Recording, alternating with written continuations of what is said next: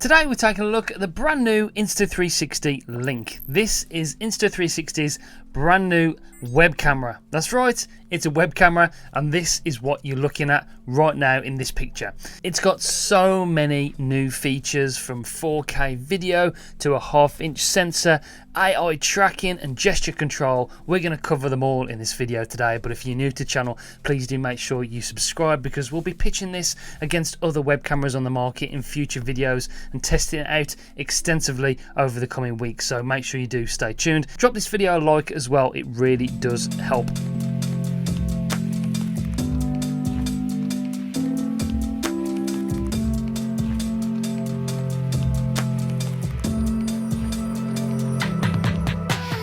First of all, let's take a look at the tracking feature. You can use your gesture control, or you can use the Insta360 LINK controller, which is the downloadable app that comes with this webcam. We'll touch on the LINK controller a little bit further on, because there's a bunch of features in there as well to cover. But first of all, the gesture control for tracking is holding the hand next to the face like that, and then we can move left and right. You can alter the speed of the tracking in the app as well, so if you want it fast, you can change it to fast, but I like it a nice slow cinematic movement for turning left and right. There's loads of different reasons and scenarios you could use the tracking mode in, but it's just amazing to have that AI tracking built into the camera.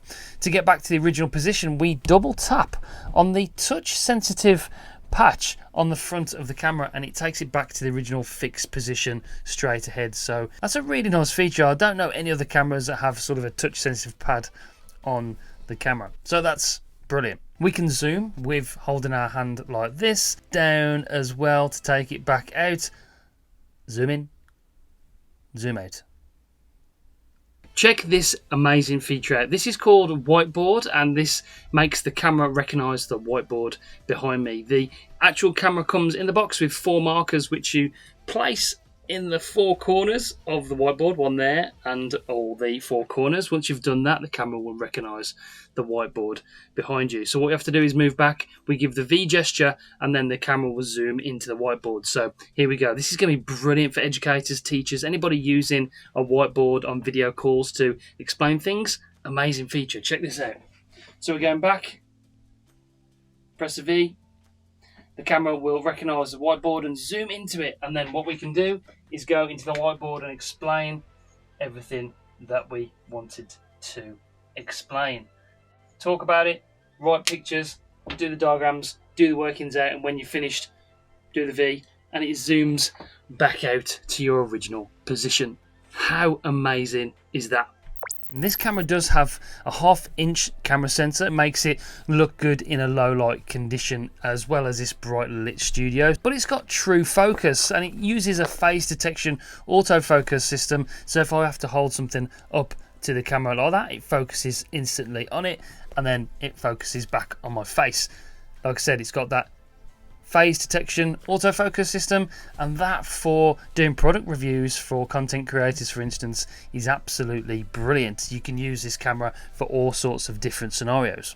Change of position and change of audio. This is the built-in audio on the Insta360 LINK. Now, it's got 2 microphones facing towards you. They're specifically designed for capturing voice, so hopefully this is going to sound pretty good for your audio calls, your conference calls, your educating online, whatever you're going to be doing with this camera. Hopefully it sounds really good. It's attached on top of the MacBook Pro here via the built-in clip, and it doesn't affect the MacBook. It's not too heavy, so it doesn't weigh it down or anything. It's connected by the USB-C lead. Let me know in the comments down below what you think, what it sounds like, what the audio quality and what the picture quality is like. I'd be interested to know your thoughts. I've been really impressed with it so far, and for creators, for live streamers, for educators, business people, whatever you can be doing with this camera, it's an amazing option.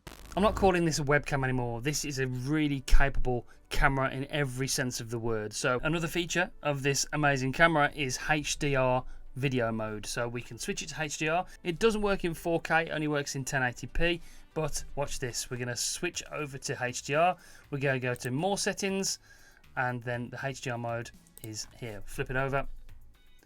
And there we go. You can see we've got that high dynamic range in the background. So in any kind of situation where you've got a bright, backlit, overexposed background, you can switch it into HDR mode.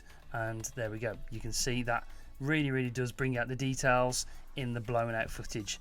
And we just switch it back just for a second. And you can see it's all blown out. Can't tell any details whatsoever, but when you turn that HDR mode on, all the details are there. So HDR mode is another brilliant feature of this extremely capable camera. Right, one of my favorite features is portrait mode. Now imagine the scenario, I'm recording a video for this battery. I'm doing a review, I'm recording using this view like I would do on a normal YouTube video. Then I want to make a TikTok or an Instagram short to be able to upload it to those platforms as well. I simply have to change to portrait mode within the Link controller.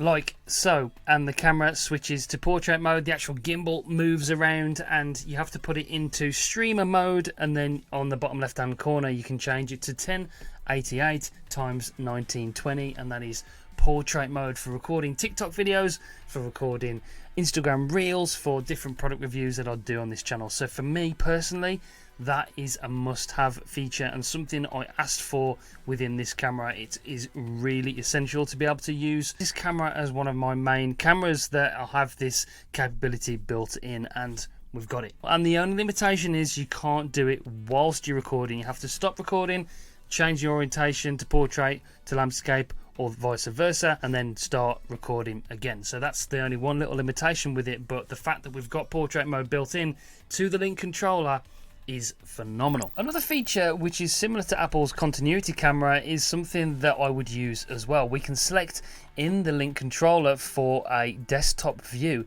This drops the camera down to a 45-degree angle, and then we can use the camera to do stuff. So for people that are trying to show what we want to do on the desk, or you're showing some students something that you're drawing or writing down or doing some workings out in a video call or whatever it might be, you can use this desktop view instead of having a desktop view, which can look a little bit distorted if the product isn't actually flat. Then you can mount the camera on an overhead rig or something that goes across the desk and put it into top down view, and that tilts the camera down at a 90-degree angle and actually gives you a nice desktop view, nice and flat, and you can use the autofocus feature to focus on products, for instance. So that is something that I'm going to be using a hell of a lot.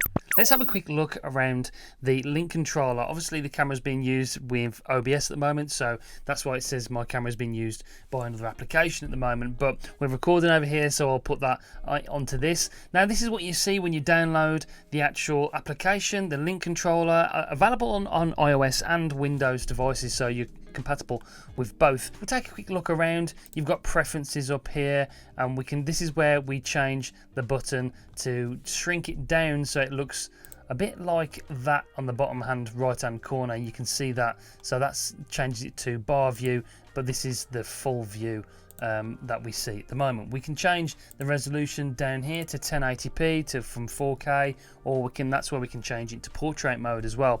If we're recording within this application, you can actually switch it to streamer mode, which allows you to change it to portrait mode in other streaming software, which is a brilliant feature. But the gimbal control is here. We can change it left and right, up and down. We can actually zoom in as well with this bit. And then we press this button to actually take it back to the original position.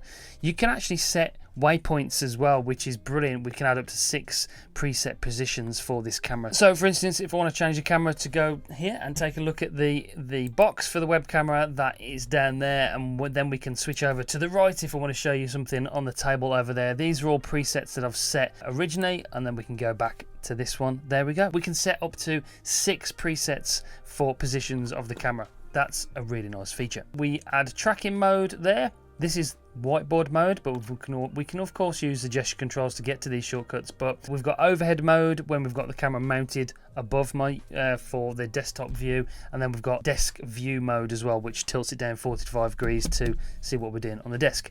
We can take a snapshot, and this was actually a feature that I suggested to Insta360 to allow us to record within this controller. So you can actually press this button here to record, and you can set the destination to where you want it to record to on your desktop or to an external drive. So that's nice to be able to record video from in this software. If we go to image settings, it's all customizable as well. The camera, you can change the exposure to auto exposure, then you can adjust your exposure curve, your shutter speed, on all those kind of things, and change the ISO if you want to.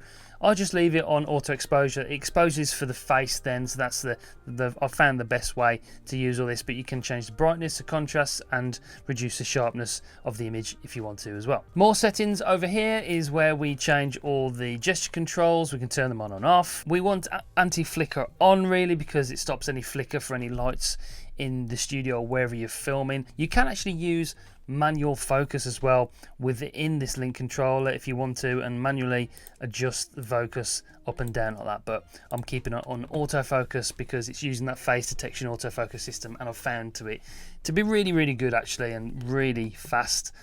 So this is where you put streamer mode on. HDR is not supported by 4K, but you can do HDR mode in 1080p, and that gives you obviously that high dynamic range if you want to use that feature.